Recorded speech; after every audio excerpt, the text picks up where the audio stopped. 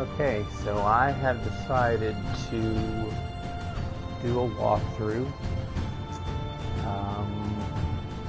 for a couple of reasons. One, I think this is a great game, kind of a precursor to Bloodborne,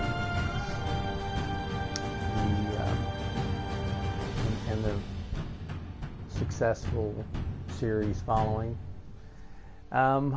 And I'm going to do it in easy mode. Pretty much Brawling is warrior, Deception is a rogue, and Solus is a cleric. So a lot of the early game stuff is based around the brawler, so not my favorite character, but you'll see as you go through a lot of the things that we find, a lot of things are centered around the strength build, so we'll kind of go with that for now. My favorite, though, is probably a tie between the cleric and the rogue.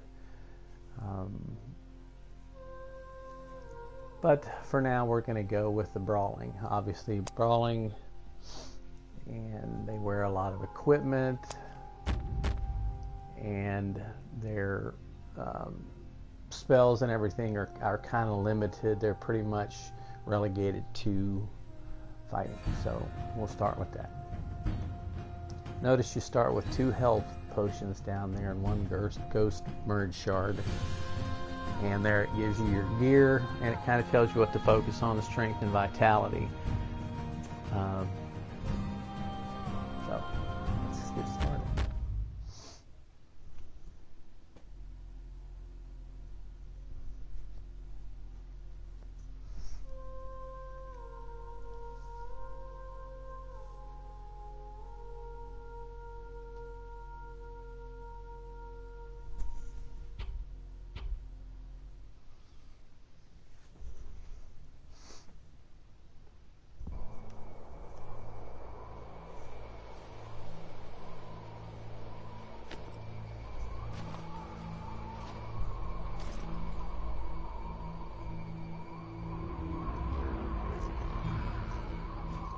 Fallen God, creator and destroyer of worlds, hear my vow.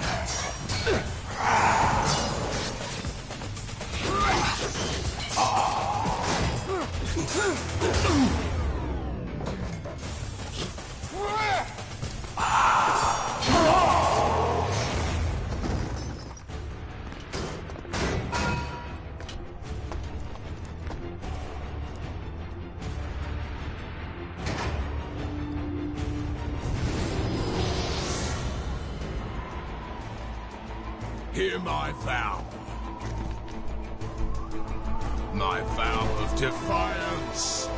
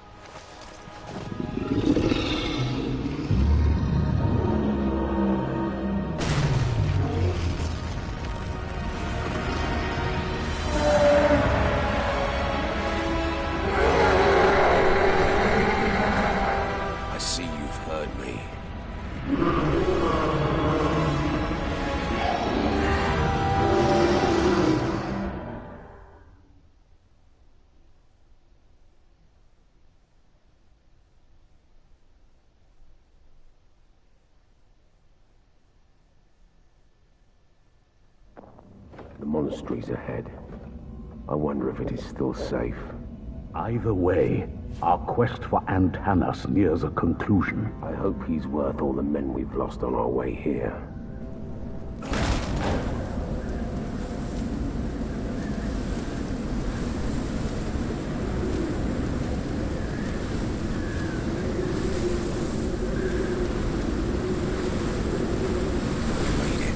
Let's get to work. It's quiet. Too quiet. monastery. Hold on.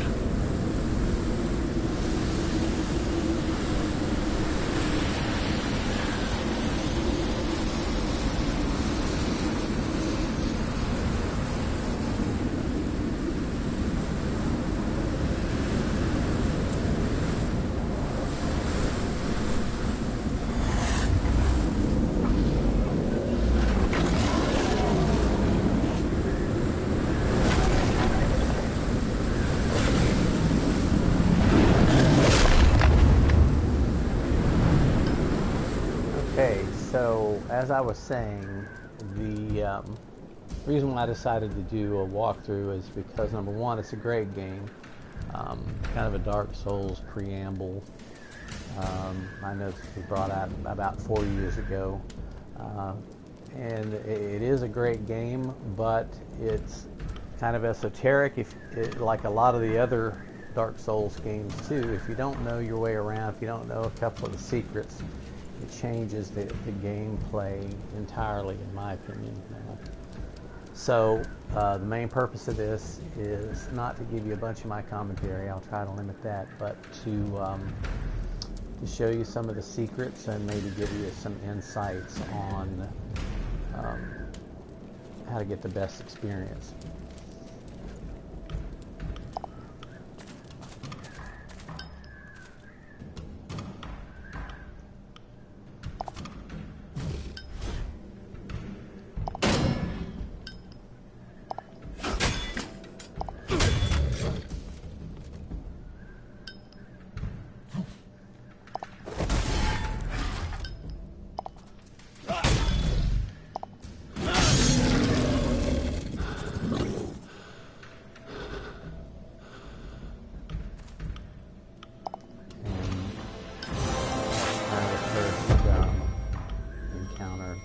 Tutorial. I do have the DLC. I highly recommend getting the DLC. I bought this whole thing for like $6 on PlayStation Plus. But the first thing that I want to allude to is every weapon has kind of a move set. A lot of the button mashing is the same, but the output is different, and you'll notice in the red bar is obviously the health. The yellow bar down on the left by your heel is your energy, and the blue is your magic. The bottle itself you can toggle with the X. I see a lot of people struggle with this. There was a whole video out. The guy couldn't figure out how to take the potion, so you can load things in this. I'm just tapping the square button, and to use them you just simply hold them down. But back to the weapon, if you watch the yellow bar as I move, there's certain timings that will use your energy a lot more efficiently, and it will also, in a lot of weapons, you create a special move set. So like in this case, I'm going to do R1, R1, R1, R1. You see it click in there. I get more energy efficiency from doing that. You can mix up the combos. R1, R2, R1, R2, R1. You can see I got quite a bit there. So anyway, there's that's very fun. You'll see me do that throughout the game, trying to figure out new weapons and what their moveset is. And just like in true to Dark Souls, Bloodborne fashion, you bust everything, and everything's made out of balsa, coincidentally. Apparently that was a prevalent wood back in the day. And you'll notice those Dark Souls experienced players that this particular character fat rolls, and I don't like fat rolling.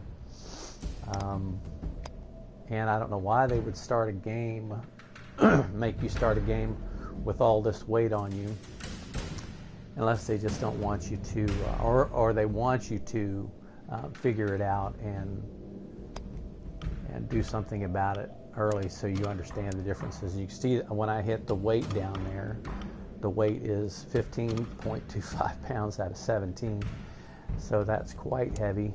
And you can't really roll and maneuver fast enough, and we will need to later. but I'm simply holding the left side of the control pad. And then you can move to the category headset. You can see what I have on. It's 2.25 pounds. Both the chests are 6 pounds. 2.25. This one has slightly better defense, and you can see the defense is lined out there on the right. There's 2 poise, which is I'm kind of getting deeper into this than I wanted to, but you can see the magic defense lined up over there. Magic defense, fire defense, poison offers nothing against that. You really don't need it right now, but you will later in the game. So anyway, you can see these are the same weights, but the one from the pack, the bonus pack, is slightly better. You only have 2 shields, and for the warrior, they're both 100%, which is 100% defense against physical defense. So, and you can also see there's magic block, defense, fire block, poison block, lightning block. You'll need those all later, not right now. And we have the weapons pack, which is one for each of the characters. The hammer, is the cleric. The Margear are the daggers for the rogue, and the Thek is for the cleric. And here is the sword that's based on strength. So slightly better damage, so we're going to use that. And you'll notice that down below the damage, power, energy use, weight, it says improved block defense when used with both hands. So that's a good feature because it also, like most weapons, does more damage with 2 hands. So we will probably go through the rest of this 2-handed unless we need it. And we're also going to drop off some of our armor for this first boss. But anyway, continue. Bust everything and look around. The other These things device keep coming. We fight back, but there are too many of them. It is sickening to see them move. Their limbs twist and turn in ways they're not supposed to. And their smell. It's like fire and death creeping up your nose. One of the creatures we were fighting spat on us. The saliva hit my eye. It burned, and it burns deeper into me. And if you're really looking around, you'll notice that little shard up there, red shard up there. So remember this spot. We'll come back here later. This is one of the main secrets of the game right here. This can be a total game changer for you if you're aggravated or you're having trouble with the mechanics of the game. This one secret will help you tremendously.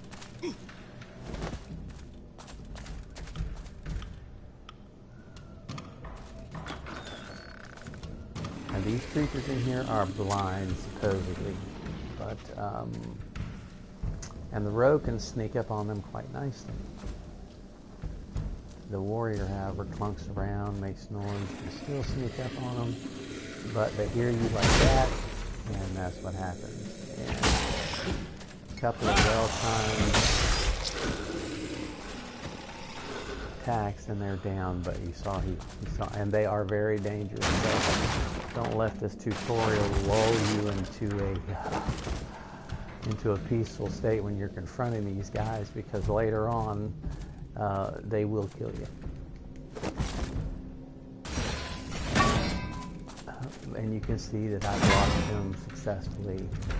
And that's one of the good ways to handle these particular creatures, is to let them hit you, and when they're staggered, you can step in and... But you'll notice that, just like all the other games, when they hit you, it depletes your energy.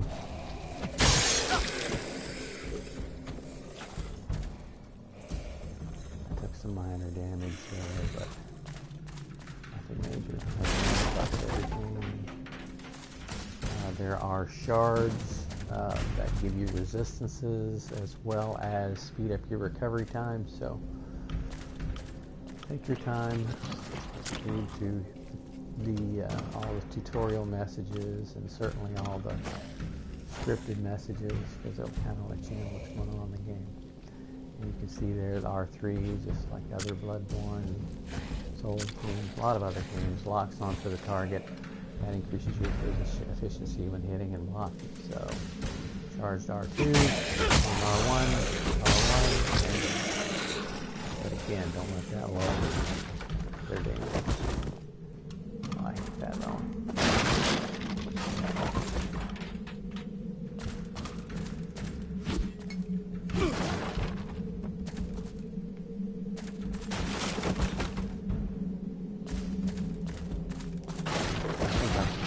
That's another reason why I just rolled into that.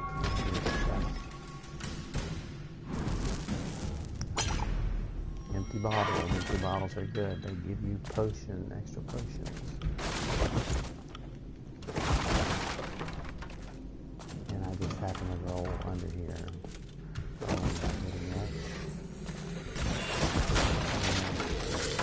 Dumbo there hears me, so. And like Dark Souls. Oh, I was coming back. I still will. Back that move to get close up. You have to get close and make sure you're standing still, otherwise you'll kick them. But get behind them, stand still, tap R1, and it takes them out too. And that's with any enemy, whether they're fighting or standing still. If you can get behind them, you can backstab them. There's also other special moves too. Yeah, the limiting time to carry things, and I work it out.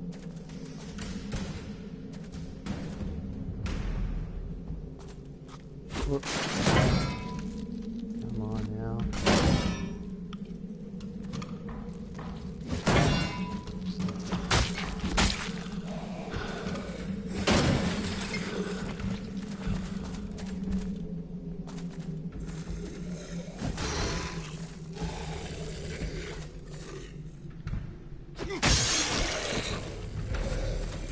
It is in me, and it is changing me. My skull. The bones are moving, growing. It does not feel like poison in my veins, more like liquid darkness. We have seen with others what happens next. Eyesight goes first, then follows sanity. Brother William, Brother Peter and I won't let the disease take us. We will choose death before it chooses us.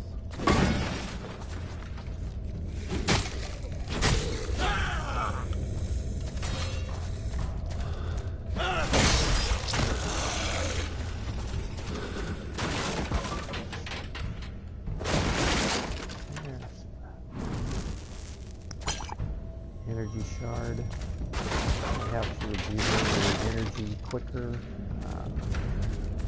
I save all of those for battle.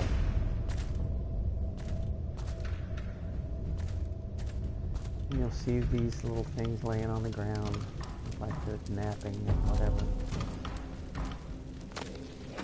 And some of them come back to life, some of them don't. If they give you XP, they don't.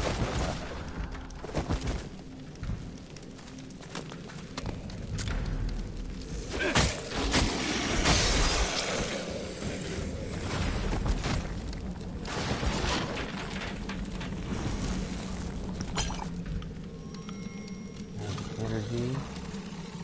That's good for, especially for warriors who have very little energy or magic at first, and I do recommend getting your magic up, which to full for non-magic is 21 in your faith. You have to have that to get all of the spells and strengthen, as well as strengthen the initial spells and And right now I have no spells. And that's that's actually my spell tree. Starts with prayer, and I'll let you read all those. They are very helpful and certainly helpful later game. Dear Father, the fires on the horizon, they are spreading towards our village. I beg you, be careful. Something evil is happening. I can feel that. You can always seek refuge here, in the monastery. Whatever happens, Antanas can save us. Please, please, be safe. See, I don't know how I heard you.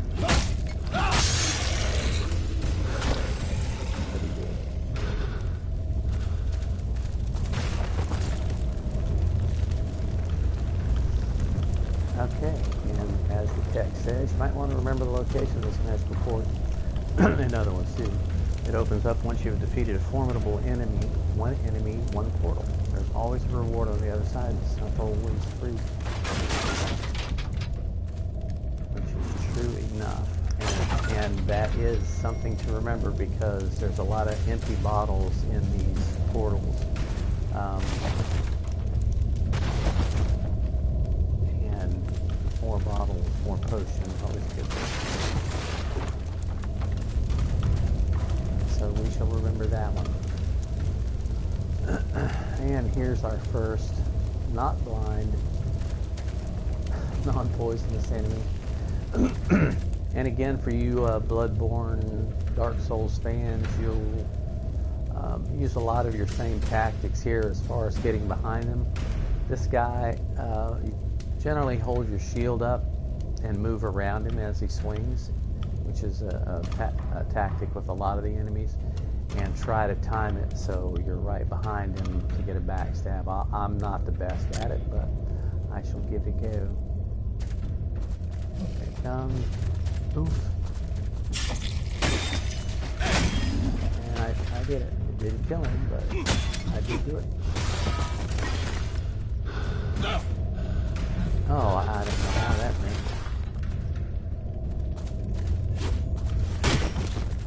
Ooh, it hit me.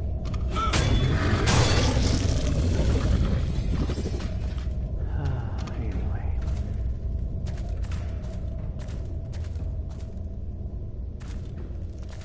And if you are impatient, you won't do well with this game. It's just like other hard games, Dark Souls, Bloodborne. If you get more than one on you, it's going to be difficult. Alright, so you'll notice back there we did pick up a giant key, and I use this as a point of reference all the time because generally a quest item will disappear once you've used it. So it's a good idea of how to keep track of your quests because there is no notes or anything like that, like other games might. But anyway, alright, so we have found the key and we've discovered everything through here.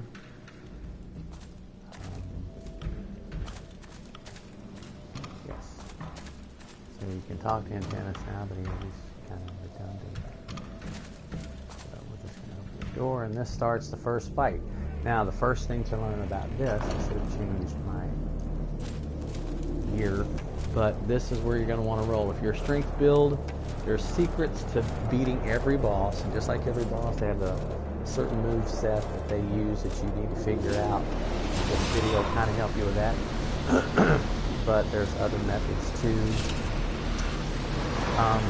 But this particular boss, as a strength build, if you beat him without taking damage, you'll get the same weapon from him when you beat him, but you will get the epic version without taking damage. So early game, that's kind of a checkpoint. So if you are like me and you're adamant about getting these special features, once you take damage, you can always restart the game, or quit and restart, and start back over, which is probably what I will do. Him hitting with the shield does not cause damage, so, But again,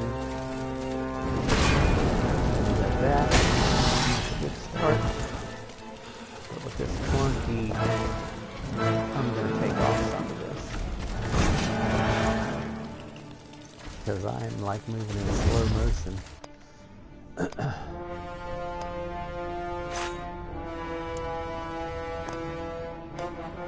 Until I see it.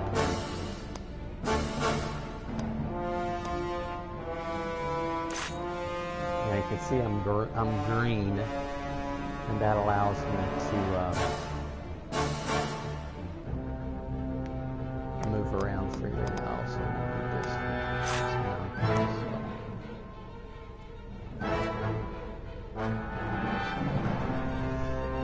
let's see if I can do this without having to restart.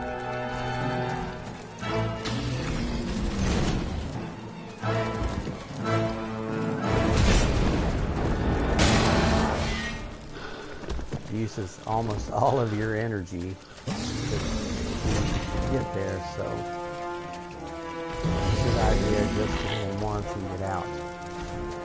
You'll notice at the top of the bar there, he's got 4 sections. When you hit the end of the section, he will, this particular enemy will discard part of his armor like that. And he'll stand back and taunt you, and your instinct would be to attack him, but don't. One thing to remember about this boss is his moveset's all the same, except for when you get him down to a quarter. When you get him down to a quarter, he will start a lively dance that is definitely deadly, but it's easily dodged. No, it's not. Oh, I just took damage. I'm going to start over.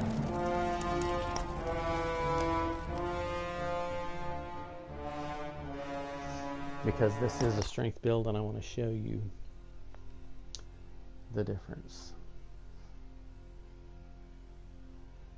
And like I said, that when you transition in, that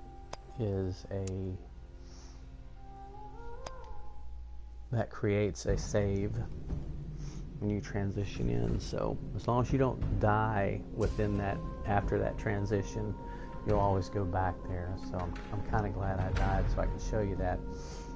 I'm kind of glad I got hit so I could show you that. I'm glad I didn't die so I couldn't show you. I wouldn't be able to show you. So you'll be tempted to skip this video too when you go here. And I'm going to actually take all this off because you'll notice it didn't save that.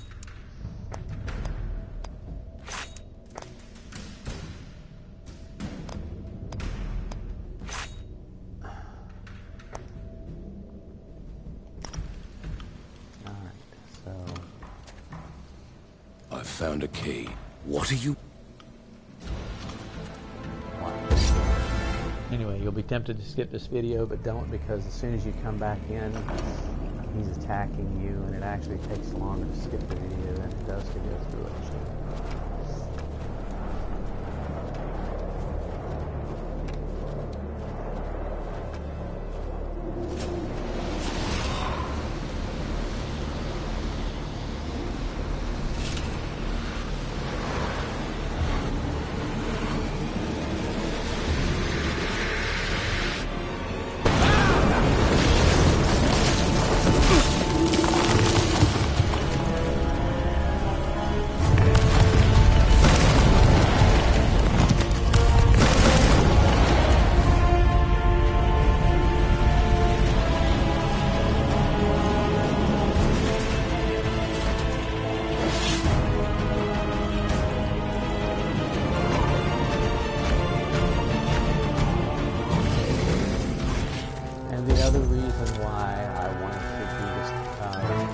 Is because there really isn't a good one.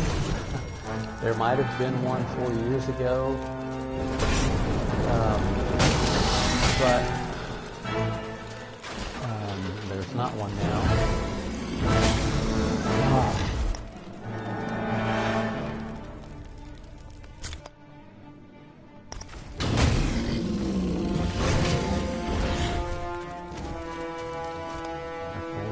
wheel now.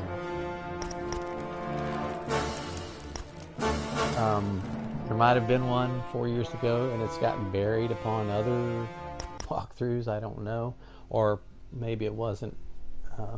Broadcasting wasn't as prevalent back then as it is now. But the walkthrough I had was by a non-English speaking gentleman who repeated himself a lot and didn't show you any of the secrets. He pretty much just walked through and showed you how to fight them, which really wasn't that helpful. But he really didn't show you where everything is, so that's another reason for this. Didn't save it. That's another reason for this video.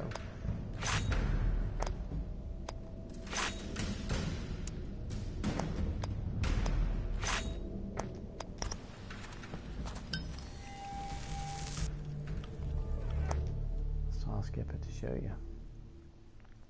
And as soon as you come in, he's like whacking you.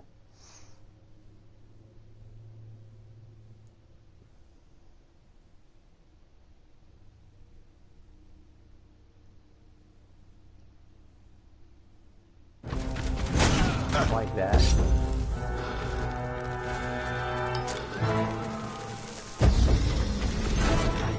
But again, that doesn't hurt you. It's shield.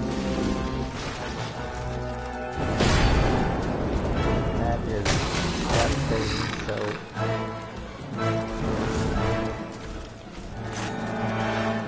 we did 56 with 2 swipes. Let's see what we do with one double.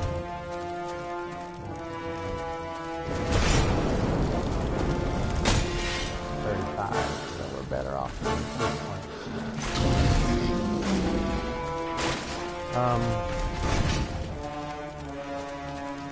So that's pretty much the pattern.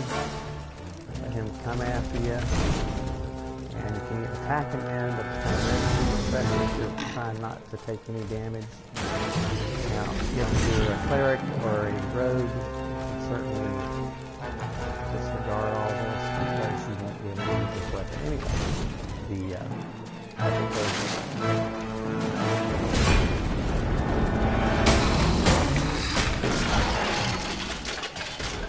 Alright, that doesn't hurt either when he breaks his armor free,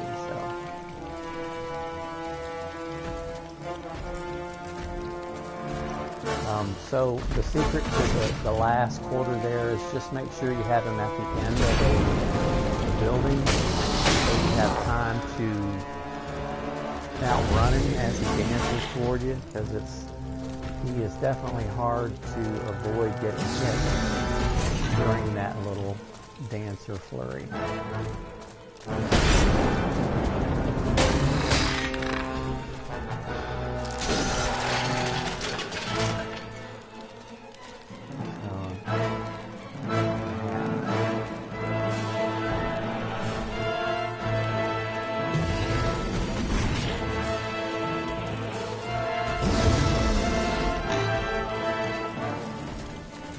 Tricky, so we definitely want to roll straight back after he charges.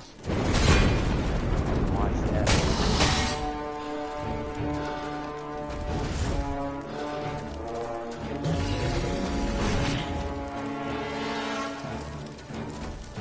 I love how they introduce the daylight too. You see that throughout the game they use the sunlight.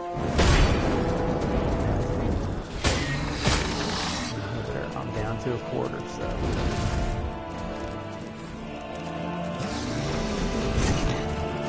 pull him over here.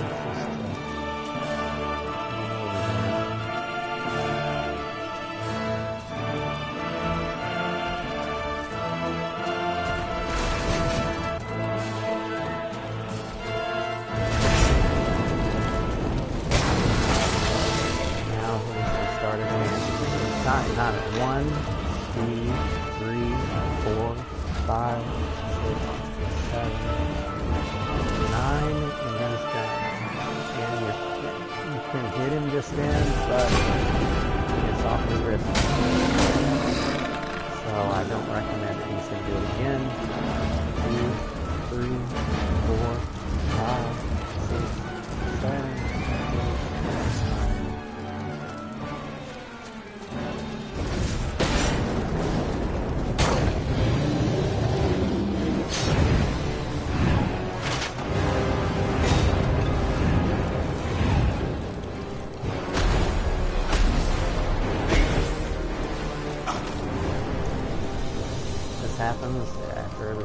sure what's happening there. The tattoos on his face are glowing.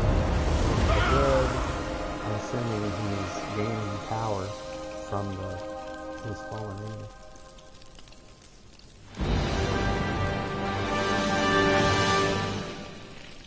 What was that? One of those lords Kazlo keeps First time talking through, about. you just received probably a couple of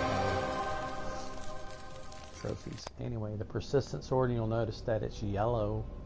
You can see, like, even under the Ahir sword, description, the sword is golden. The one below it is white. That's just regular, and then this is legendary.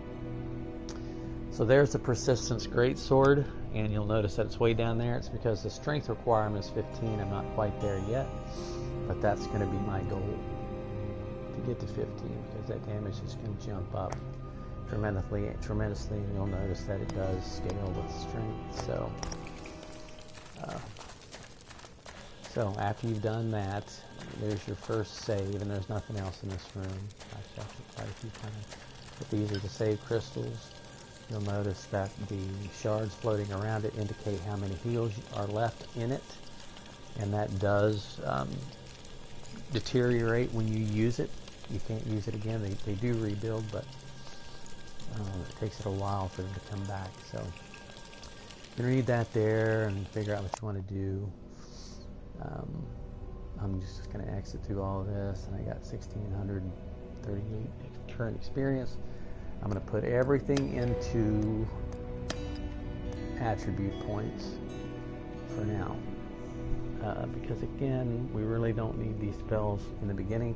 You'll also notice too, if you do a lot of the challenges, that you get a lot of attribute and spell points too. In fact, I'm tempted to say not to put any points in spell points, just based on the amount of spell points you get through challenges and other means. And really at the end of the game, you'll have 3 to 6 extra spell points you can't use yet, that you can't use, and you can't use it unless you NG+. So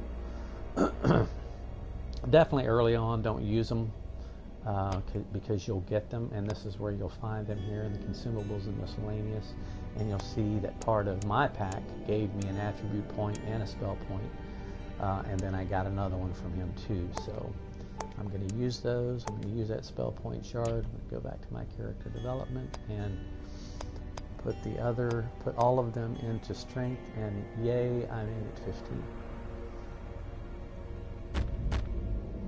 And then I still have a spell point, so I'm going to go back here and introduce prayer, which is basically just a decoy, and we'll use that later if you're smart. Alright, so that's how to use your experience, and then just hit on triangle to replenish your health. And you see one fell off and there's 3 remaining. This guy only has 4. Your cleric or rogue will have more. Cleric has 6, I think. And the cleric has 5, I think. And you'll notice that Kazlo went through the door here. Kazlo! Damn it. Curse word.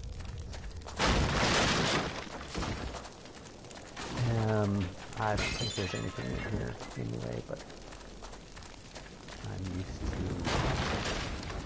busting things out. The new thing is busting this one. Okay, minimum commentary, minimum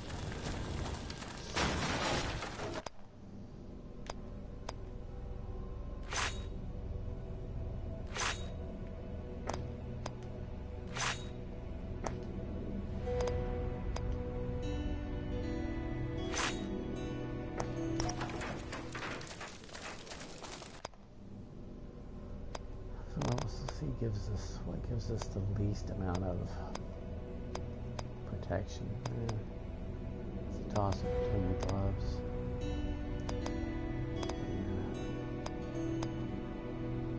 Helm. So we'll leave the rest of it over now.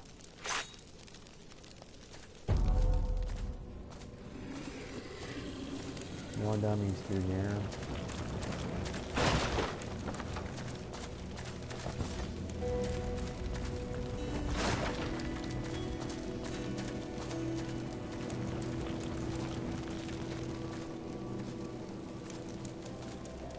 And this is a different sword, a different moveset.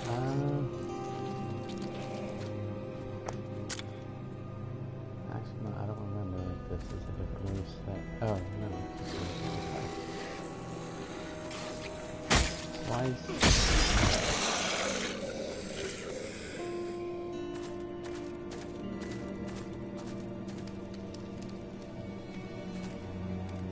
Soon after banishing the god, the three men that were known as the Judges parted ways forever.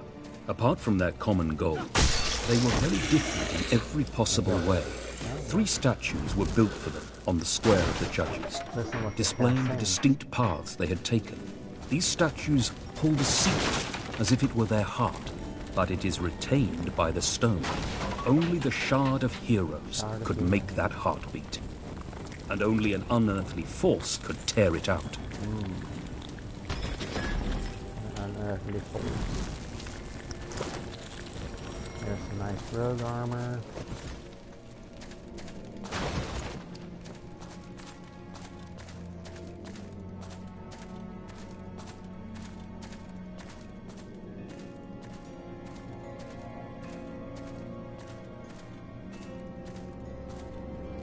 And Mr. Wonderful's back. Hi.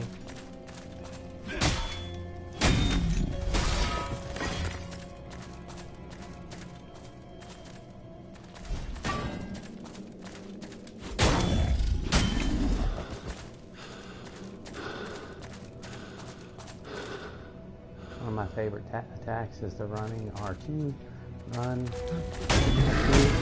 You power to it. Good attack. That's poise. These guys have incredible poise for early game. Anyway,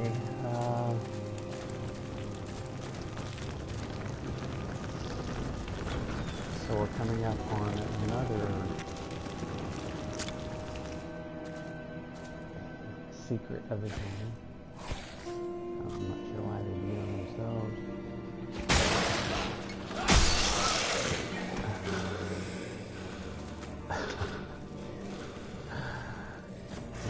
Oh, it's a ghost. But you'll notice when you walk in here, like I said, always read the script.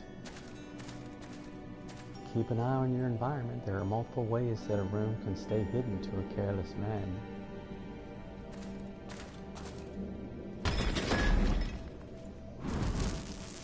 So, this one I kind of like it, but I kind of don't. It doesn't give you any information about, other than that, keep an eye out. But you'll notice here, there's a little, looks like vines inside the wall. And you can break this wall down. Now, there's 2 things I don't like about it. One, it's kind of not that obvious, and it certainly isn't obvious about how to get through there. But basically you run at it, and at the last second, tap your R1. It only works with certain shields, or I should say, it doesn't work with a limited amount of shields. Most of the shields it does work. So you run at it by pressing walking forward and X to run, and at the last second tap R1 and you'll bust through the wall. The second thing I don't like about it is that this area is super high level, and when I first discovered this, I went in there and died like countless times to a big spider that's hanging from the ceiling in there, thinking, you know, I should be able to, I can access it now. It's right at the beginning of the game. I should be able to go in there and at least have a sporting chance. But no, after dying about 50 times, I decided to wait. And they're in the storyline, you do have to come back here especially if you do a certain quest right. You'll have to come back here anyway. So I definitely recommend saving that till later. And some of you guys are like, oh, well, I can do this. Well, good luck to you. And please send me a message if the first time you go through there you make it through the whole thing, I will be impressed.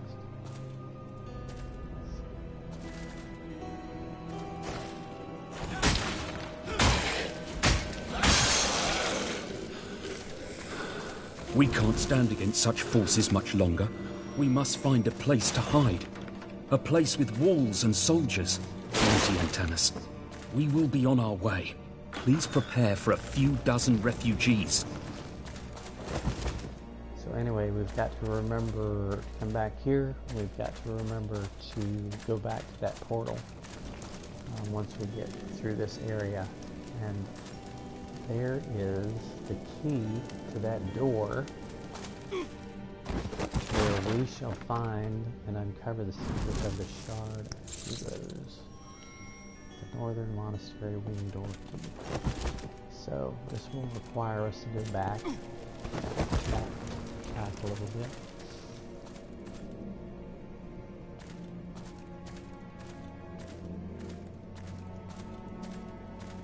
What exactly were they wielded power beyond our understanding?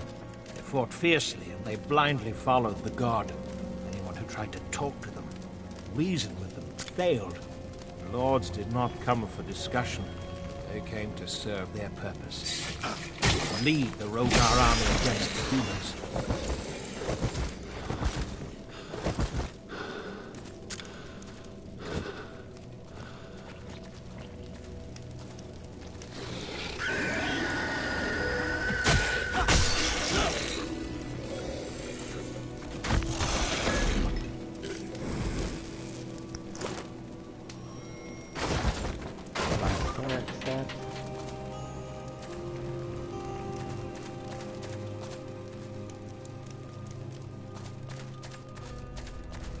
And we are going to backtrack.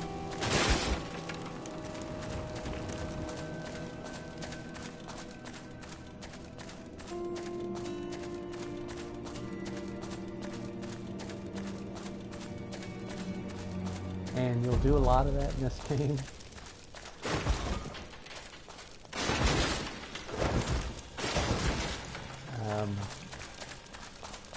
They want you to, so you'll remember that. Oh, that's right. A few enemies left, so let's go ahead and take care of this guy because we're going to have to end up dropping down here anyway.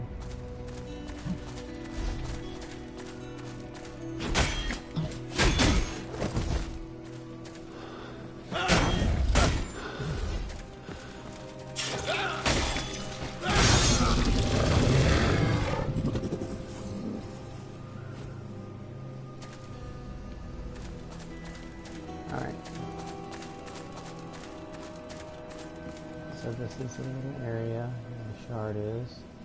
You see it from there. And that little balcony right there. Right behind the curtain.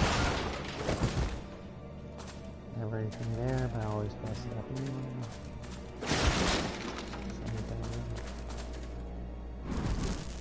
And we have the third shard, which is nice because it's just like Bloodborne or Dark Souls. If you die, you leave your souls right where you died. You leave your XP right where you died, and you have to go back and retrieve it. If you don't retrieve it, you lose a certain percentage per second or something like that. So it's nice if you've forgotten to save, and you've got 17,000 XP waiting behind 10 enemy. But there are rewards for in this game if you don't save, like your multiplier. I'm getting into too much commentary, but your multiplier continues to, you continue to gain more multiplying XP until you rest, and then it resets. So there are rewards for not saving, but also you'll find this game crashes quite a bit. And if you crash between checkpoints, you lose everything. Not so much the important gear. The game does save that. Like chests you open and things for the most part. And I found that to not to be 100% true,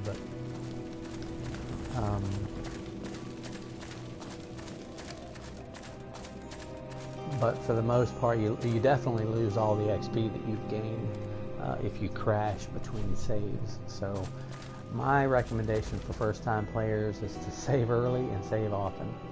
So here's our first experience in the Out of Duels.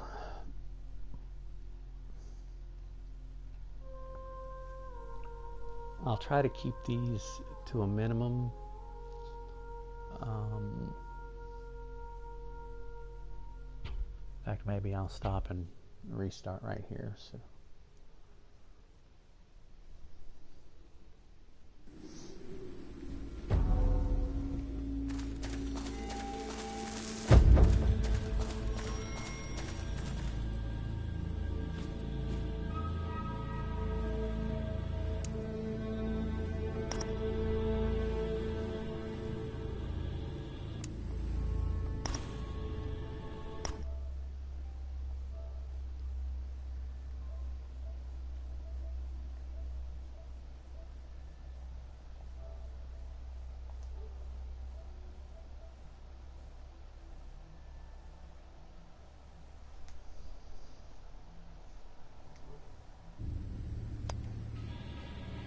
So yeah, I am gonna save right here because that creates a checkpoint.